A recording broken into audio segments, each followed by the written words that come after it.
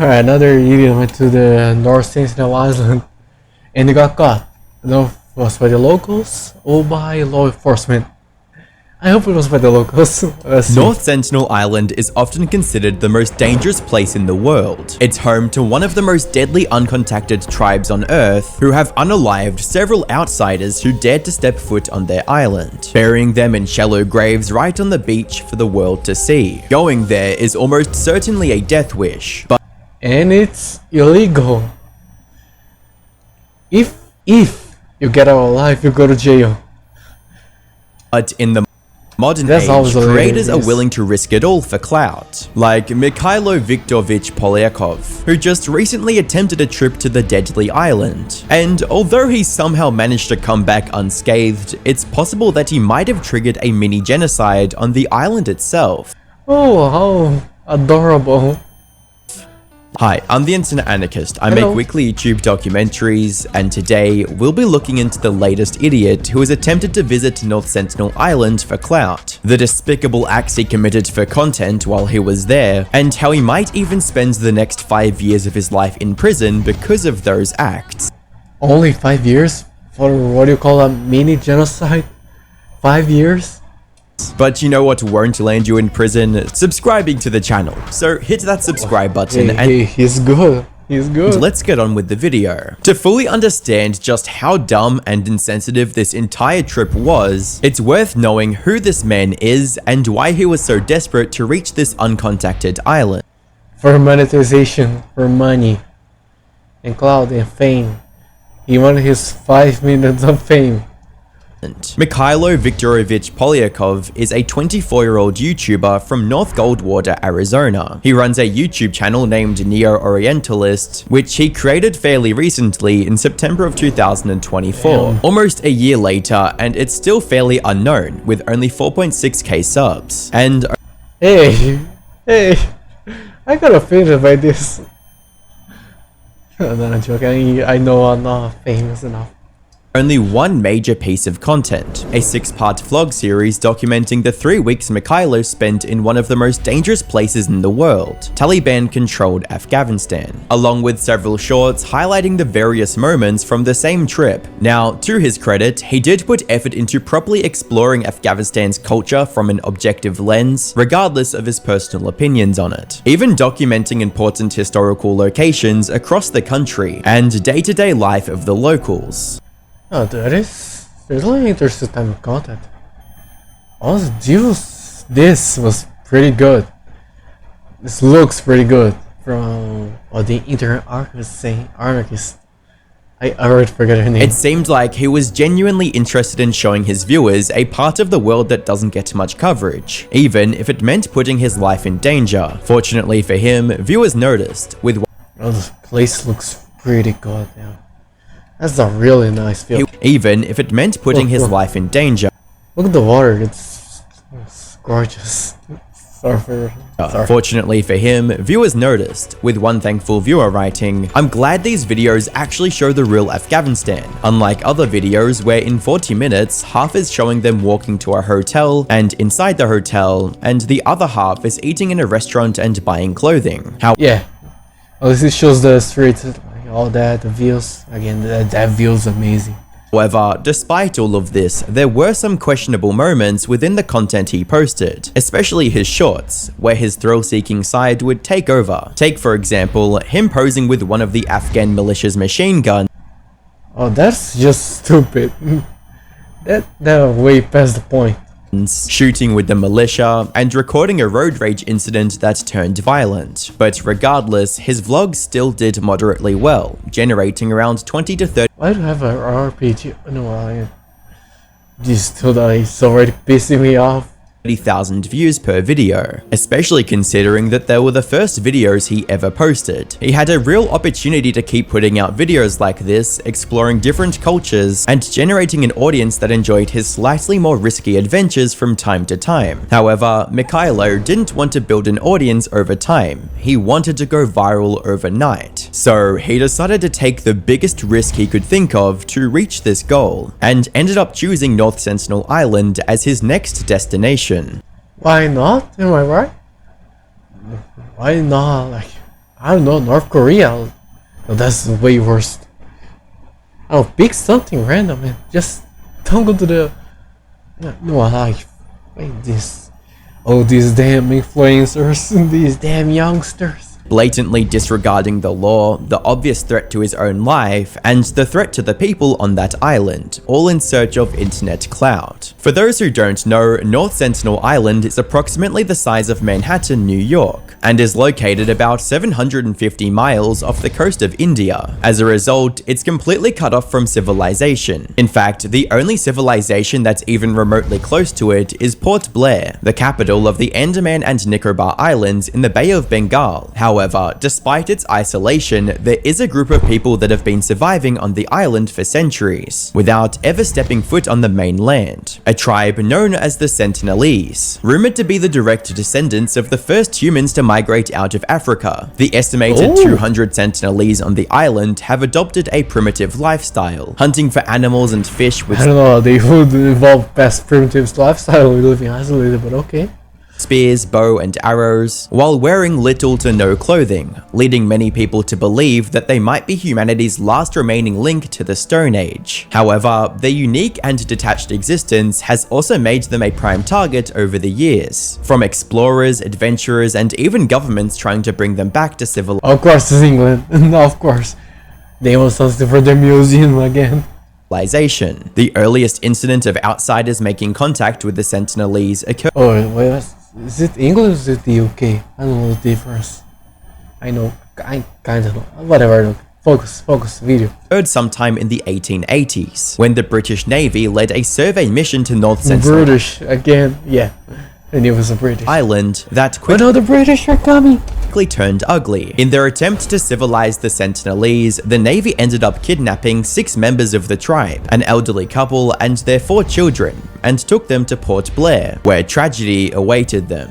You see, because the Sentinelese have been living isolated from the rest of the world for thousands of years, they haven't developed immunity to any of our diseases. So when these 6 members of the tribe were eventually brought to the mainland, the elderly couple ended up falling sick and dying almost immediately. Fortunately, the children managed to survive, and were quickly sent back to the island along with several gifts as a gesture of peace. However, the damage was already done. The Sentinelese have consistently responded with arrows and aggression to anyone that has tried to enter their territory since that incident. Yeah, no shit. Of course they're gonna be aggressive towards anyone. Like, no, it's South Britain. I'm not gonna make a whole deal about it. Just let's keep going. No matter their intention. Like in 2004, when a Sentinelese man on the beach tried to shoot an Indian Coast Guard helicopter with a bow and arrow, even though it only came to check on the tribe's welfare after a tsunami had ravaged the surrounding area. Or in 2006, when a couple of fishermen it proved they were alive, I guess. That was a good sign, kind of. Drifted into the waters near North Sentinel Island while poaching a fish, and the Sentinelese ended up unaliving them and burying their bodies on the beach. There has only ever been one instance when the Sentinelese people didn't react aggressively to a group of visitors landing on their shores. This was on January 4th, 1991, when Trilokanath Pandit, the director of the Anthropological Survey of India at the time, decided to visit the island with his team. He had already been studying the island and its natives for several years, so when his boat started approaching, he knew exactly how to signal the tribesmen that he and his team were friendly. To overcome limited communication and uncertain vocabulary, coconuts do not grow on these islands, but they are valued by the Sentinelese. In the end, Write it down. If you wanna go there, bring coconuts. they managed to befriend the tribesmen by copying their mannerisms and using their unique language to communicate with them. Laha! Laha! Laha! Laha! Daga! Daga!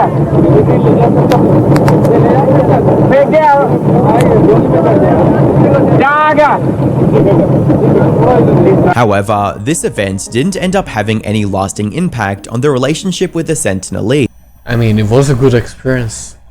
I mean, it worked out pretty well, no one died. I think that was a great sign, actually. So, in 2012, an amendment was made to the Andaman and Nicobar Island Protections of the Aboriginal Tribes Regulation of 1956, making it illegal to get within 3 miles of North Sentinel Island. But despite those restrictions being in place, there have still been some idiots who have tried visiting the island, like John Allen Chow, a 26-year-old American Christian missionary who believed North Sentinel Island was Satan's last stronghold on Earth. So, he made it his mission to bring people What a genius move. of North Sentinel Island towards Christianity, but as you might imagine, all of his attempts ended in complete disaster. He was forced to retreat twice and even had to swim a mile to safety after his second failed attempt. Despite all this, he tried to fulfill his mission a third time on November 16, 2018, and ended up losing his life. In the days following his death, several news outlets picked up on his story, broadcasting the risks of trying to contact an uncontactable tribe and the danger it posed to both the people trying to visit. Wait, what is actually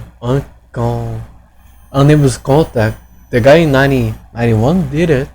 You just have to do it right. It's not a good idea, but you can do it, apparently. To the island and the local tribesmen, but of course these warnings would land on deaf ears in Mikhailo's case, who, despite all the danger, chose North Sentinel Island as the next destination for his thrill-seeking vlogs, and eventually ended up paying the price for his decision. It all started in October 2024, when Mikhailo decided to take a trip from the United States to Port Blair, just like John Allen had. He got his hands on an inflatable kayak soon after landing on the island, and planned to use it to make a solo journey to the island. However, I don't know if it was a good idea. I don't know if him going alone is best or worse. He could have risked someone else with him, which is bad. But going alone, he has more risk to himself, which is also bad. So, I mean, just don't go. This is the best one. before his kayak could even hit the water, the staff of the hotel in which he was staying intervened, threatening to call the police if he left for the island, which probably ended up saving Mikhailo's life, since not only would the kayak have easily deflated if the Sentinelese decided to start showering it with arrows, the journey itself would have been extremely difficult, especially if the waves were even slightly— Wait, that's the story already ended? That's the last. What? I was expecting something good. Again, yeah, he tried. Didn't we get to the island? No, it can't be. slightly rougher than normal. Fortunately, he listened to the staff at that moment and decided to fly back to the States almost immediately. What? But his obsession with going viral soon buried any fears he might have had about what awaited him on the island. So he decided to try a second time in January 2025 and made the trip from the US to Port Blair once again. I don't know why I'm cheering for him, like trying again. Sorry, I'm here for the fun. I'm here for watching the world burn. However, this time he had a slightly different plan. Instead of an inflatable kayak, he brought an inflatable motorboat with him. The only problem Even better. Dumbass. was this motorboat was missing a key component, the motor.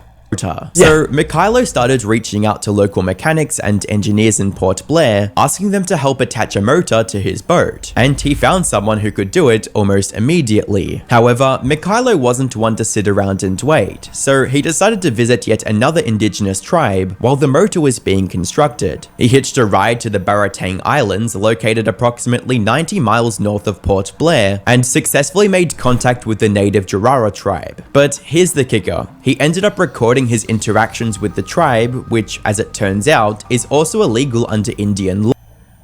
This dude's not even gonna get to the island, is it? Oh man. He eventually returned back to Port Blair on March 26, 2025, and by this time, the motor for his boat was ready and attached. After spending a few days studying routes and monitoring tides, Mikhailo finally left for North Sentinel Island at approximately 1 AM on March 29. And surprisingly, the journey itself went smoothly. Not only did he have to contend with less Coast Guard patrols, since he'd left from the nearby Kumadera beach, and not the more heavily patrolled patrolled beach in Port Blair, the waters were also incredibly calm throughout the trip. In fact, he managed to arrive in North Sentinel Island's vicinity around 10 AM, which is way earlier than he'd imagined. However, upon his arrival, he would be greeted with absolute silence. 9 hours in a boat just to get to a prohibited island. Full people are trying to kill you for content. Man. Since there were absolutely no Sentinelese on the beach awaiting his arrival like he'd imagined, which in reality was incredibly lucky because if they were present, it's more than likely they'd have started firing arrows at him by this point. Still, as he continued inching closer, he started getting more frustrated, resulting in him doing the most brain-dead thing ever and using a whistle to alert the Sentinelese to his presence. He whistled for over an hour but luckily received no response from the Sentinelese, all while either he's incredibly lucky or incredibly stupid, maybe both. No, absolutely both. Incredibly lucky and incredibly stupid. What is wrong with you, man? slowly approaching the beach, and when he finally arrived, he found the beach and the nearby forest just as deserted as it looked from his boat. So he spent the next hour recording the deserted beach and collecting sand samples to take back with him before engaging in his most despicable act yet, leaving a half-empty can of Diet Coke and a coconut on the beach as an offering to the tribe, knowing full well that the drink he'd already drank from probably contains pathogens that could possibly wipe out the entire tribe if even one member decided to drink it. As a commenter rightly states, this guy is a dummy, putting an entire civilization You dummy.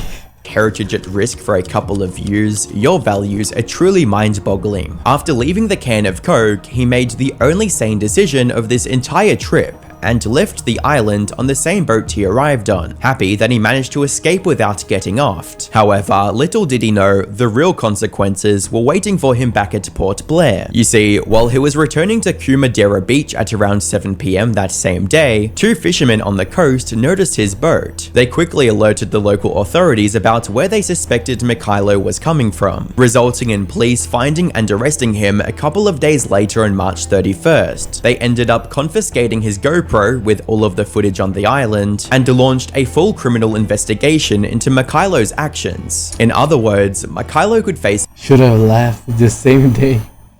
Idiot. up to 5 or even 8 years in prison for his crimes if convicted. Now, it's important to note that he hasn't been charged yet, but given the recent trend of foreign governments not letting American nuisance creators get away with whatever they want, there's a good chance he won't be coming home anytime soon. But even if he somehow manages to escape the charges, there's one thing for sure. Mikhailo's already blown any shot he had at becoming a YouTuber, ending his career before it could even start. If John is Somali has a career, even after all he did, this guy is still gonna have a career. Don't trust the internet, man. Don't trust the internet, man. It doesn't work this way. And he has no one to blame for his own failure but himself. He had the opportunity to stop chasing this incredibly dumb adventure in October 2024 when he got caught the first time. However, his need for clout didn't let him abandon the idea, and now he could be facing serious prison time for his actions, and that too in a foreign country, all because he was too stubborn to just accept the idiocy of his plan. Kind of like Pyro Software, who is still refusing to say 3 simple words to save his reputation. I am sorry. Click the Oh, this guy's good to set up for his next video. Damn. Anyway, wasn't my final thoughts again? Yeah, the guy was stupid.